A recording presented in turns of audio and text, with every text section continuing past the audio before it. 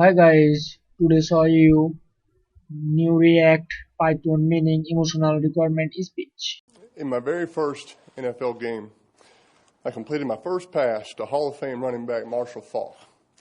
I threw a touchdown in that same game to Marvin Harrison, who will be inducted into the Hall of Fame this August. The quarterback for our opponent, the Miami Dolphins, was, after my dad, my favorite player, Hall of Famer Dan Marino, who on the first third down of the game completed a 25-yard skinny post. And it was the damnedest throw I'd ever seen. Later, I completed a pass to tight end Marcus Pollard down the middle. And somebody hit me really hard.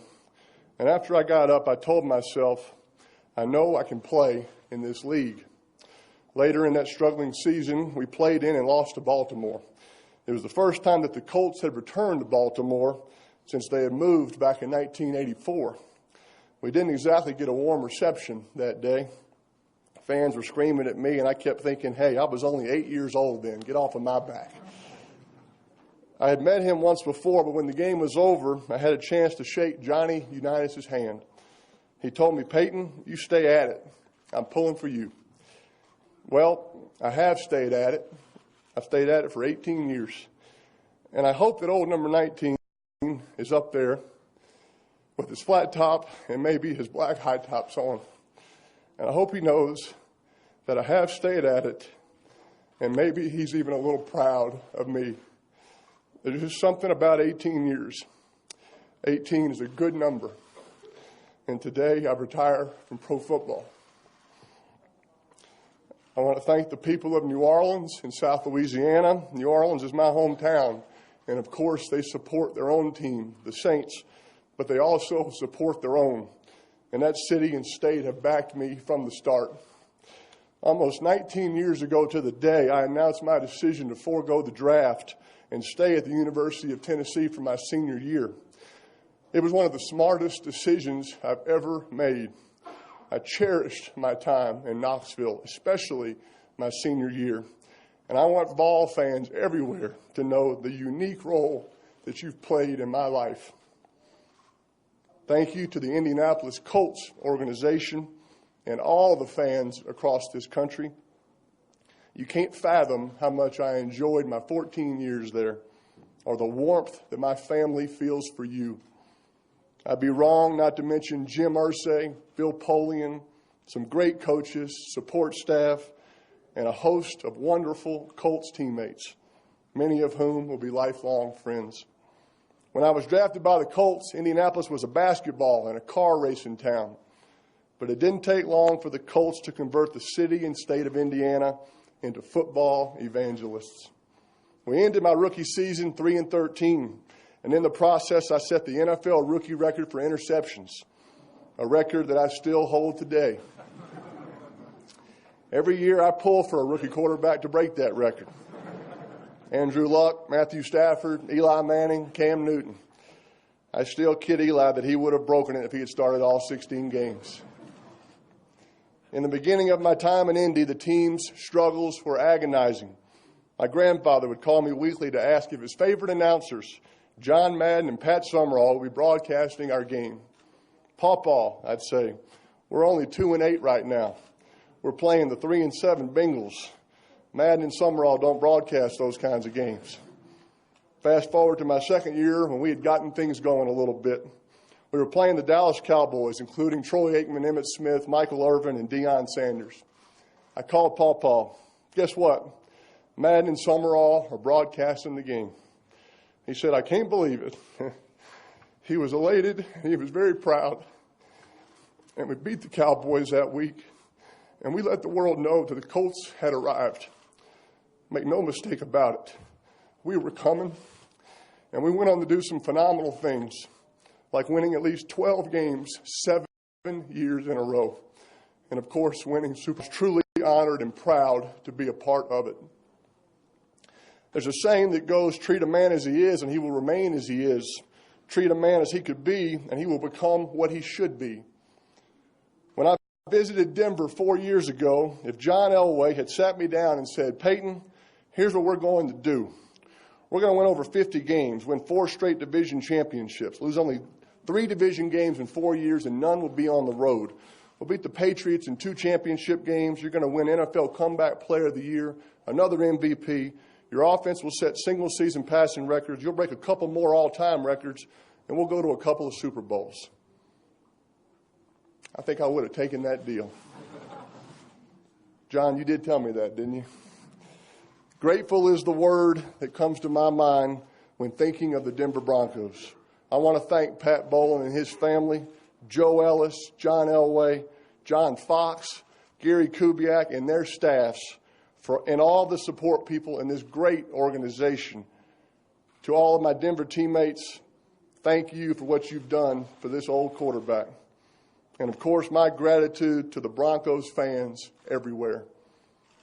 Over my NFL career, I've had 5 head coaches who helped me become better at my craft and helped me become a better human being. Jim Mora, Tony Dungy, Jim Caldwell, John Fox, Gary Kubiak. While I've obviously changed teams, I've had the same football representation for almost 2 decades. I owe Tom Condon many thanks. He has represented me with class at every juncture, and he'll always be a great friend. I want to thank a tremendous group of friends who have supported my football career and been at my side at games from high school to Tennessee, Indy, and through that incredible Broncos Super Bowl win last month. You know who you are and what you mean to me.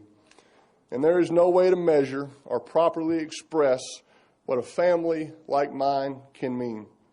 Mom, Dad, Cooper, Eli, extended family, you are the best. And Ashley, your support is as potent a motivator as any man could have. Ashley's and my kids, Marshall and Mosley, have only been around for a couple of years, but they have changed my life forever. A week before the Super Bowl, our daughter Mosley asked me, "Daddy, is this the last game?" "Yes, Mosley, it's the last game of the season." "I sure do want you to win that trophy." "I do too, Mosley, and that's what we're going to try to do." Then she asked, "Daddy, is this the last game ever?" And that's just when I shook my head in amazement, because I was thinking Mort and Adam Schefter had gotten to my 5-year-old daughter to cultivate a new source.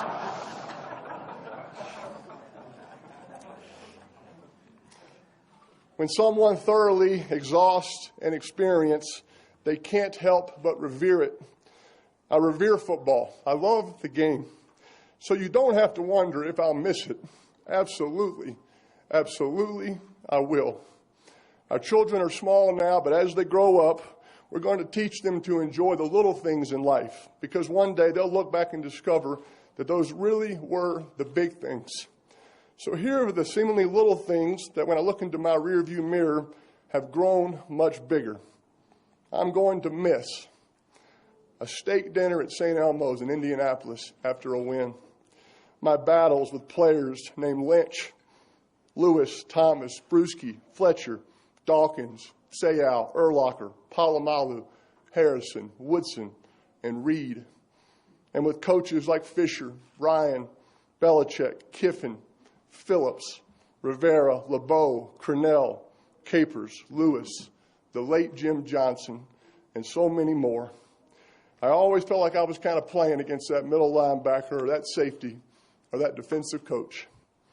I'll miss figuring out blitzes with Jeff Saturday, Reggie sitting on top of the bench next to me, and perfecting a fake handoff to Edgerrin James. I'll miss Demaryius Thomas telling me that he loved me and thanking me for coming to Denver after every touchdown I threw to him. I'll miss putting in a play with Tom Moore and Adam Gase that ends in a touchdown on Sunday. On Fridays, I'll miss picking out the game balls with my equipment guys. And talking football with the broadcast crews before the game, and afterwards I'll miss recapping the game with my dad and checking to see if the Giants won and calling Eli as we're both on our team buses. I miss that handshake with Tom Brady, and I miss the plane rides after a big win with 53 teammates standing in the aisles, laughing and celebrating during the whole flight. I miss playing in front of so many great fans, both at home and on the road, and I'll even miss the Patriot fans in Foxborough, and they should miss me because they should. And this is important. Football fans everywhere need to know how much they've meant to me over the years. Fans, you are at the core of what makes this game remarkable. I've received more letters from you than I can count. Fan letters that have touched me, made me think, laugh, and moved me to act. I've learned a lot through my mistakes, stumbles, and losses in football. I've also learned that this game is a mighty platform that has given me a voice that can echo well beyond the game. Football has taught me not to be led by obstructions and setbacks, but instead to be led by dreams. Due to some good genes, I'm smart enough to know that those lessons can enrich who I am and where I go from here. I'm totally convinced that the end of my football career is just the beginning of something I haven't even discovered yet. Life is not shrinking for me. It's morphing into a whole new world of possibilities. Pundits will speculate that my effort and drive over the past 18 years were about mastery and about working to master every aspect of the NFL game. Well, don't believe them, because every moment, every drop of sweat, every bleary-eyed night of preparation, every note I took, and every frame of film I watched was about one thing: reverence for this game. When I look back on my NFL career, I'll know without a doubt that I gave everything I had to help my teams walk away with a win. There were other players who were more talented, but there was no one who could out-prepare me. And because of that, I have no regrets. There's a scripture reading, 2 Timothy 4:7. I have fought the good fight, and I have finished the race. I have kept the faith. Well, I've fought a good fight. I've finished my football race. And after 18 years, it's time. God bless all of you, and God bless football.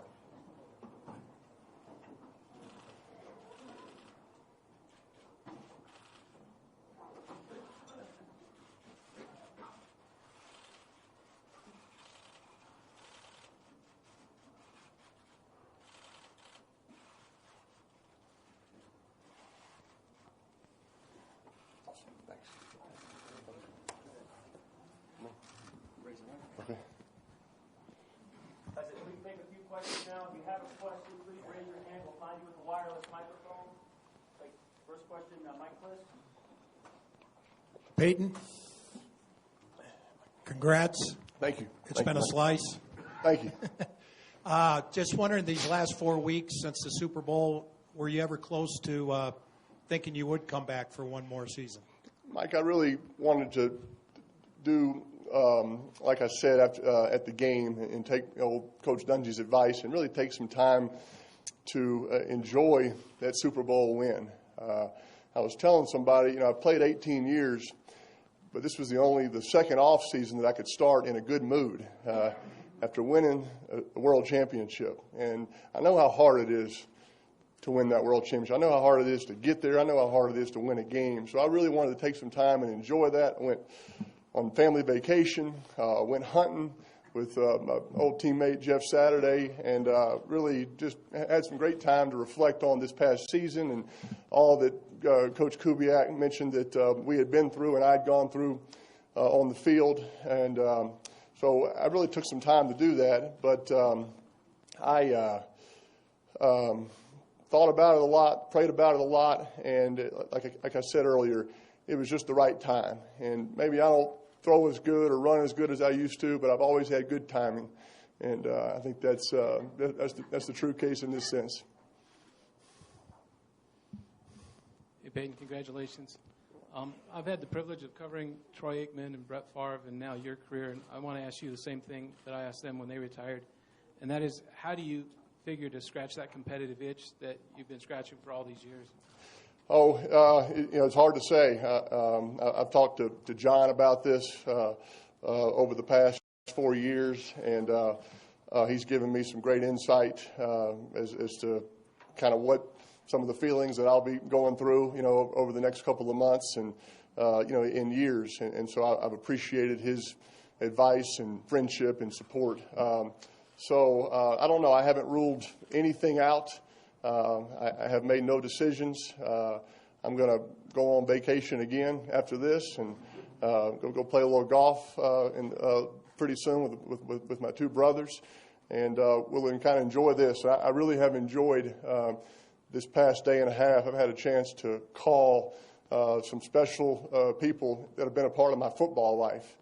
And after calling John and Joe and Coach Kubiak, I called all 5 of my head coaches. I had a great conversation with Jim Mora, Tony Dungy, Jim Caldwell, John Fox, and of course I talked to Coach Kubiak, and that was really special, having a chance to going down memory lane a little bit. So I'm going to enjoy this and think about some of those things at another time.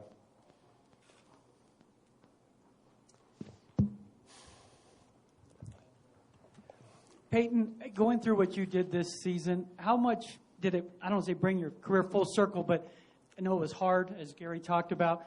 Was there a point you weren't sure you were going to get back, and how gratifying was it to finish, given what you went through for those 2.5 months? Well, like everyone has alluded to earlier today, it was extremely gratifying to finish with a world championship. It was a special day there in San Francisco, and one that I'll always remember and cherish with a great bunch of teammates. There's no question this was a unique season, and it had plenty of ups and downs, but those conversations, those open and honest conversations with Coach Kubiak were important and helpful, and they were two-way, and that was important. And like I said earlier during the Super Bowl week, I never assumed anything. I never said this is going to be it, or I'm never going to play again, or I'm not going to get healthy.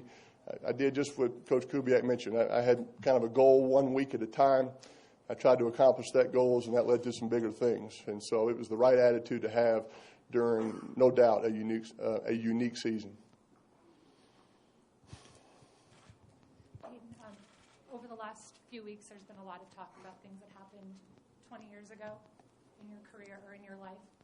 What can you say now about those allegations and how this has maybe overtaken kind of the discussion over the last? Yeah, well, first off, this is a joyous day, and nothing can overtake from this day. I think it is sad that some people don't understand the truth and the facts. And I did not do what has been alleged, and I am not interested in relitigating something that happened when I was 19 years old.